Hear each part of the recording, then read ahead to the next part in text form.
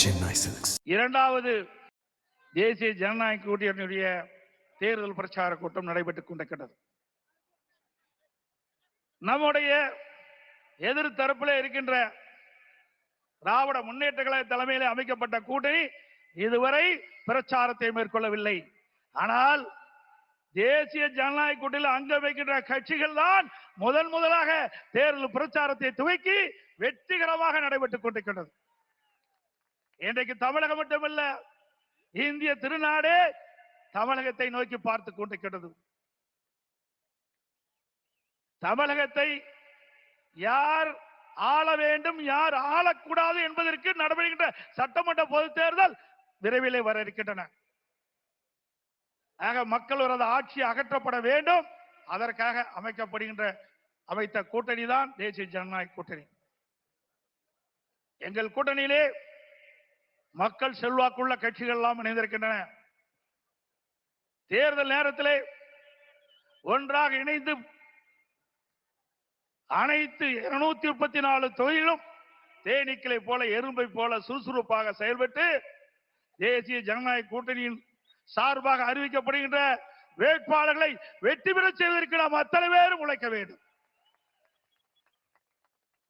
நம்முடைய கூட்டணி நடைபெற்ற சட்டமன்ற பொதுத் தேர்தலில் சுமார் 210 இடங்களில் வென்று அதிமுக ஆட்சி அமைக்கும். இன்றைக்கு இந்த தென் மாவட்டம் பொன்மனச்சம்பல் புரட்சி தலைவர் எம்ஜிஆர் அவர்களை முதலாக சட்டமன்ற உறுப்பினர் ஆக்கி முதலமைச்சர் ஆக்கினது இந்த தென் மாவட்டம். முதலாக இதே புரட்சி தலைவி அம்மா அவர்கள் போட்டியிட்டதும் தென் மாவட்டத்திலே தான். தென் மாவட்டத்தை பொறுத்த வரைக்கும் நம்முடைய இருபெரும் தலைவர்களுக்கு பக்கபலமாக இருக்கின்ற மக்கள் தென் மாவட்ட மக்கள்.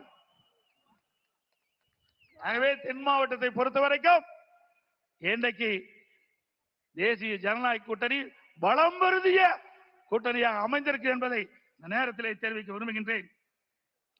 பொன்மனச்சம்பல் புரட்சி தலைவர் எம்ஜிஆர் அவர்கள் முதலாக கட்சியை தொடங்கியவுடன் முதல் தேர்தல் சந்தித்ததும் தென் மாவட்டத்திலே தான். திண்டுக்கல் நாடாளுமன்றம் முதல் வெற்றியை தென் மாவட்ட மக்கள் தான் அதிமுகவுக்கு கொடுத்தார்கள். அதேபோல் நடைபெறுகின்ற சட்டமன்ற பொது தேர்தலையும் தேசிய ஜனநாயக கூட்டணிக்கு அதிக இடங்களிலே கொடுத்து அதிமுக ஆட்சிவதற்கும் தென் மாவட்ட மக்கள் துணை நிற்பார்கள்.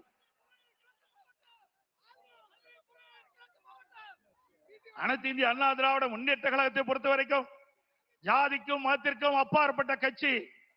எங்களுடைய தலைவர்கள் வகுத்த பாதையிலே அனைத்து இந்திய அண்ணா திராவிட முன்னேற்ற கழகம் மிக சிறப்பாக செயல்பட்டுக் கொண்டிருக்கிறது. பல்வேறு சோதனைகளை கண்ட இயக்கம் அதிமுக இயக்கம்.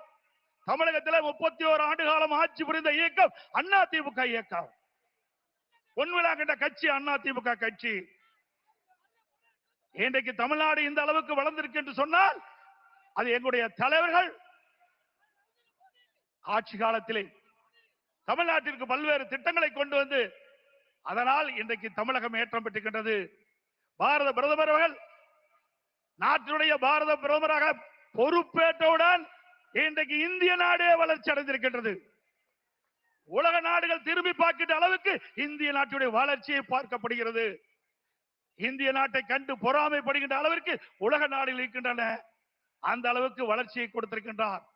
அது மட்டுமல்ல, திரு ஸ்டாலின் அடிக்கடி குறிப்பிடுகிறார், இன்றைக்கு மத்தியில் இருக்கின்ற ஆட்சியாளர்கள் தமிழ்நாட்டிற்கு எந்த வளர்ச்சியும் கிடைக்கவில்லை என்று ஒரு தவறான அவதூறான பிரச்சாரத்தை பரப்பி வருகிறார். நாம் சிந்தித்து பார்க்க வேண்டும்.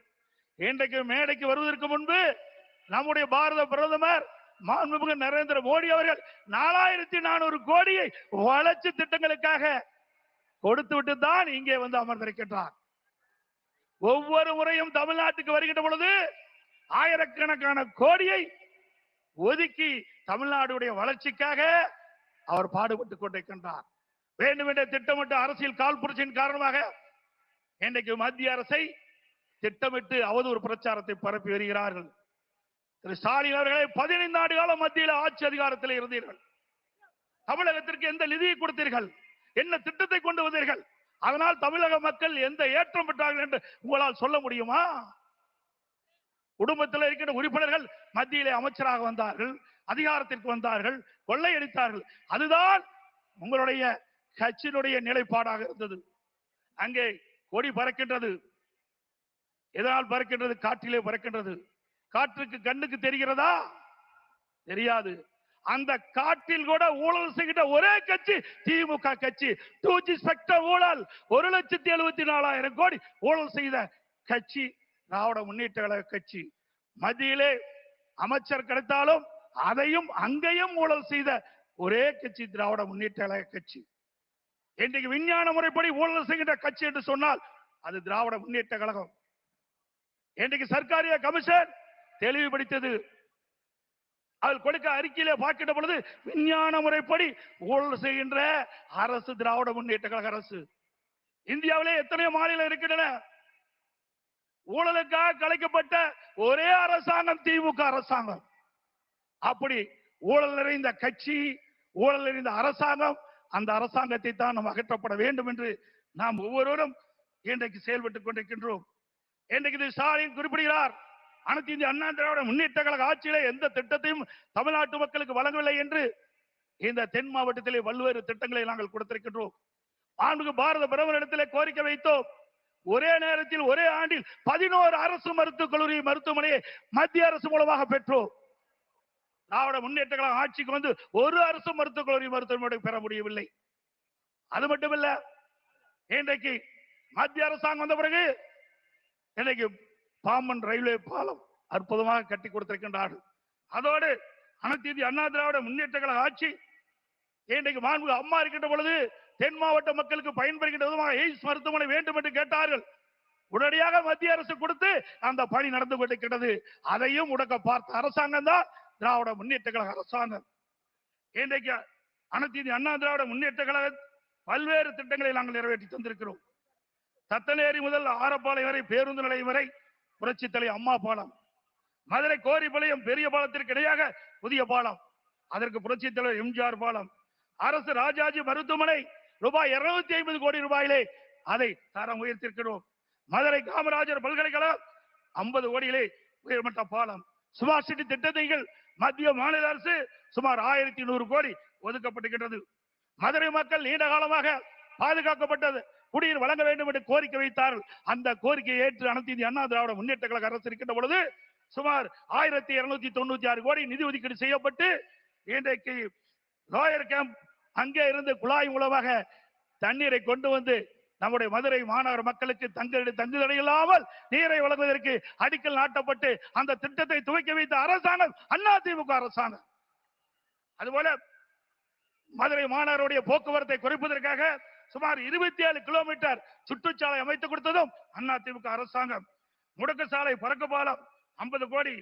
அதே போல கோவை கொடிசியா அங்க இருக்கின்ற, அதே போல மதுரையிலே சிட்டி சென்டர் மிகப்பெரிய அரங்கம் அமைக்கப்பட்டிருக்கின்றது. அதோட வைகை ஆற்றின் குறுக்கே உயர்மட்ட பாலம், வைகை ஆற்றின் இருகரையில் ஒட்டிய சாலைகள், காலவாசல் உயர்மட்ட பாலம், பாண்டி கோயில் அருகே உயர்மட்ட பாலம், மதுரை நத்தம் சாலையிலே 7 கிலோமீட்டர் நீளத்திற்கு பறக்கும் பாலம் மத்திய அரசின் துணையோடு இன்றைக்கு 40 ஆண்டு கால கனவு உசிலம்பட்டியிலே 58 கால்வாய் திட்டத்தை முழுமையாக நிறைவேற்றப்பட்ட அரசாங்கம் அதிமுக அரசாங்கம். வைகை குண்டாறு திட்டம் ஏற்கனவே பாட்டாளி மக்கள் கட்சியுடைய மரியாதைக்குரிய முன்னாள் மத்திய அமைச்சர் திரு அன்புமணி ராமதாஸ் குறிப்பிட்டதை போல காவிரி குண்டாறு திட்டத்தை நாங்கள் துவக்கி வைத்தோம். அதையும் உடைக்கிய அரசாங்கம் திமுக அரசாங்கம். அதே போல வண்டியூர் கண்மாய் சீரமைக்க நிதி ஒதுக்கியது, அதை ஸ்டாலின் ஸ்டிக்கர் ஒட்டி திறந்து வைத்திருக்கின்றார். மதுரை மாநகர பகுதியில் 4 தடுப்பணைகள் கட்டப்பட்டன. இப்படி அதோட மதுரை விமான நிலையம் விரிவாக்கம் செய்வதற்காக அனைத்து இந்திய அண்ணா திராவிட முன்னேற்ற கழக அரசு கேட்டபோது அதற்கு முயற்சி எடுத்தோம். மத்திய அரசிலே நாங்கள் பல முறை வேண்டுகோள் விட்டதின் அடிப்படையிலே அந்த சாலையிலே அண்டர் பாஸ் அமைத்து கொடுக்க வேண்டும் என்று கேட்டார்கள். அதுக்கு அனுமதி கொடுத்தோம். அந்த திட்டத்தையும் முடக்கிய அரசாங்கம் திமுக அரசாங்கம். அதே போல தூத்துக்குடி விமான நிலையம் விரிவாக்கம் செய்யப்பட்டிருக்கிறது. ஸ்டாலின் குறிப்பிடுகிறார், மத்தியில இருந்து எந்த திட்டத்தையும் வரவில்லை, தமிழக வளர்ச்சி பெறவில்லை என்று. அங்கே தூத்துக்குடியிலே அதிமுக அரசு இருக்கின்ற பொழுது அதற்கு தேவையான நிலத்தை ஒதுக்கீடு செஞ்சு மத்திய அரசு பிரம்மாண்டமான விமான நிலையத்தை இன்றைக்கு கட்டி மாண்புமிகு பிரதமர் அவர்கள் அதை திறந்து வைத்திருக்கின்றார். அதே போல தூத்துக்குடி அங்க இருக்கின்ற துறைமுகம் விரிவாக்கம், வஉசி சிதம்பரம் துறைமுக கிட்டத்தட்ட 1500 கோடி விரிவாக்கம் செய்ய இருக்கின்றன. அதே போல பல தேசிய நெடுஞ்சாலைகள் இன்றைக்கு மத்திய அரசு மூலமாக அமைத்திருக்கின்றது. இப்படி அனைத்து இந்திய அண்ணா திராவிட முன்னேற்ற கழக ஆட்சியிலும் எண்ணற்ற திட்டங்களை கொடுத்திருக்கின்றோம். அதே போல மத்தியிலே இன்னைக்கு பாரத பிரதமர் மரியாதைக்குரிய நரேந்திர மோடி அவர்கள் வந்த பிறகு இன்றைக்கு பல்லாயிரக்கணக்கான கோடி தமிழ்நாட்டுடைய வளர்ச்சிக்காக நிதி ஒதுக்கீடு செஞ்சு திட்டங்கள் நிறைவேற்றப்பட்டுகின்ற செய்தி இந்த நேரத்தில் தெரிவித்து, வருகின்ற சட்டமன்ற பொதுத் தேர்தலில் நம்முடைய தேசிய ஜனநாயக கூட்டணியுடைய வேட்பாளர்கள் போட்டியிடுவார்கள். அவர்களுக்கு முழு ஆதரவை நல்கி அனைவரையும் வெற்றி பெற செய்ய வேண்டும் என்று அன்போடு கேட்டு, மீண்டும் நம்முடைய ஆட்சி மலர வேண்டும். குடும்ப ஆட்சிக்கு முற்றுப்புள்ளி வைக்க வேண்டும். வாரிசு அரசியலுக்கு முற்றுப்புள்ளி வைக்க வேண்டும். அது மட்டுமல்ல, மக்களோட ஆட்சி அகற்றப்பட வேண்டும். ஆகவே ஒவ்வொருவரும் தன்னெழுச்சி கொண்டு விறுவிறுப்பாக செயல்பட்டு, சுறுசுறுப்பாக செயல்பட்டு, சுழன்று செயல்பட்டு, நம்முடைய கூட்டணியில் அங்க வைக்கின்ற அனைத்து கட்சி துணையோடு எதிரிகளை வைத்து மீண்டும் வலிமையான பாரதம், வளமான தமிழகத்தை உருவாக்க வேண்டும் என்று சொல்லி வாய்ப்புக்கு நன்றி கூறி விடைபெறுகிறேன். நன்றி, வணக்கம்.